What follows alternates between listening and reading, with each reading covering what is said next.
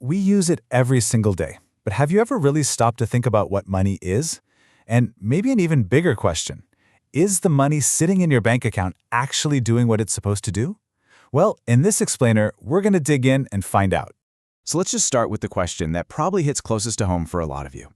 Why does it feel like your savings are just melting away, right? You work hard, you stash some cash, but then every year that money buys you a little bit less. I'm here to tell you, you're not imagining things. It's actually a feature, not a bug, of the system we have today. And to really get why, we've got to first figure out what money is even supposed to be in the first place. All right, so let's get into it. Before we can start pointing fingers and diagnosing problems, we have to go back to square one. What is the fundamental job of money? I mean, what are we really asking it to do for us? So it turns out that pretty much any form of money that's ever worked, throughout all of history has to do three basic things. First, it's got to be a store of value. Simple, right? It means you can save it and it'll still be worth something later. Second, it has to be a medium of exchange. That's just a fancy way of saying you can use it to easily buy stuff, like your morning coffee or to pay rent. And third, it needs to be a unit of account. Think of it like a universal measuring stick for value. So we all know what a car or a loaf of bread is worth. Now, for something to actually do those three jobs well, it needs certain characteristics. It should be easy to divide up, easy to carry around, and it shouldn't fall apart. But when it comes to being a real store of value, holding its worth for the long haul, one property stands head and shoulders above the rest. It has to be scarce. And this is really the key. Scarcity is what gives money its teeth. There's this great term for it from technologist Nick Szabo, unforgeable costliness. It basically just means it's really, really hard and expensive to make more of it. I mean, think about it. If anyone could just whip up more money out of thin air, it would be a totally useless way to store the value of all your hard work, wouldn't it? Okay, so that right there, that brings us to the heart of the problem with our money today.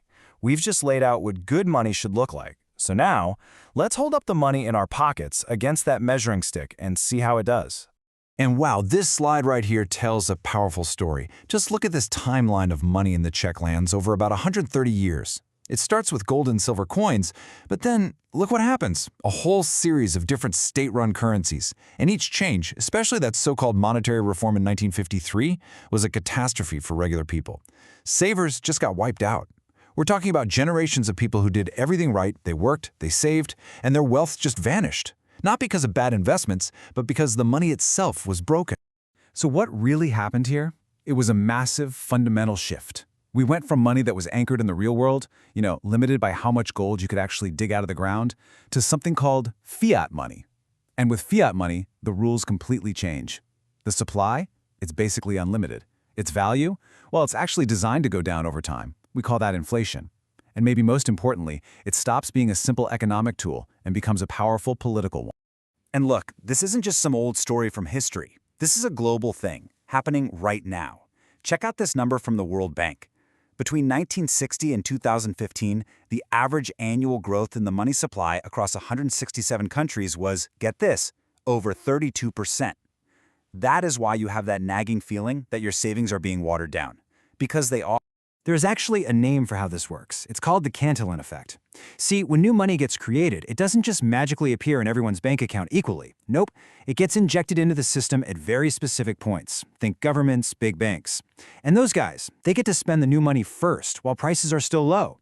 It's only later as that money trickles through the rest of the economy that prices for you and me start to go up. It's basically a hidden transfer of wealth away from savers and wage earners and towards those who are closest to the money source. So if the system we have is, well, kind of broken, what's the alternative? That question leads us to a really fascinating idea, the return of hard money. But this time, it's not about a shiny metal. It's about something new, digital scarcity. Okay, the fancy term for this is a high stock-to-flow ratio, but the idea is actually super simple. The stock is just all the stuff that already exists. The flow is the new stuff being made each year. So if you have a huge stock and a tiny flow, you have a high ratio. And that means even if you work twice as hard to produce more, you barely increase the total supply. That's what makes something super resistant to inflation. Gold is the perfect classic example of this. Why was it money for centuries? Because it has the highest stock-to-flow ratio of basically anything on Earth. The stock is all the gold ever mined in history, a huge pile. The flow is the little bit we dig up each year, which is tiny compared to the pile. The key here is that its supply is dictated by physics, not by some committee. And that brings us to a really wild modern experiment.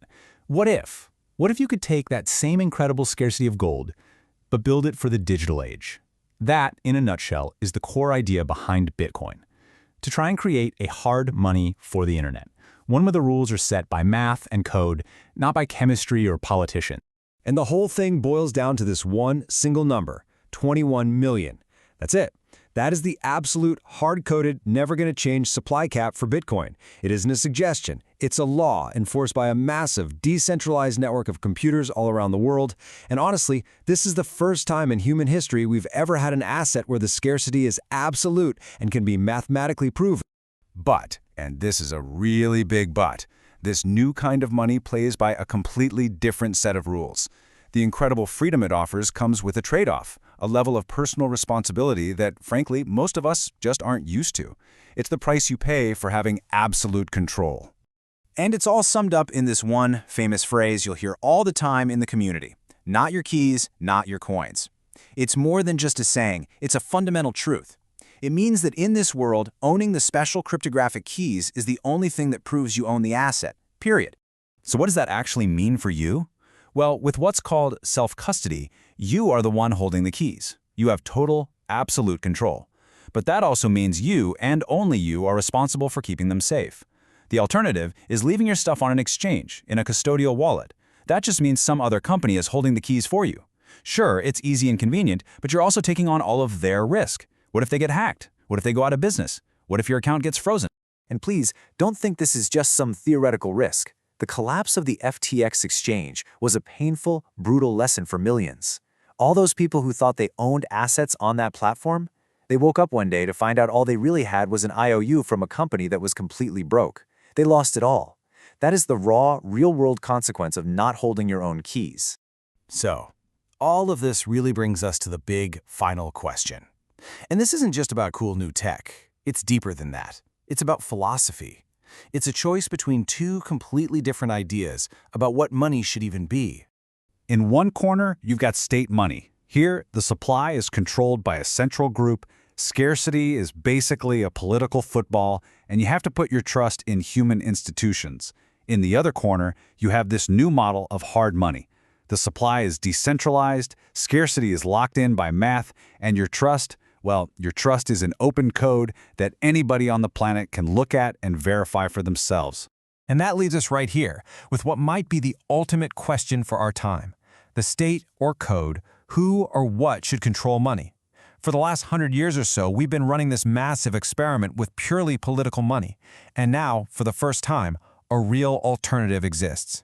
The choice we make and the consequences of that choice, well, that's going to define what comes next. Thanks for joining me.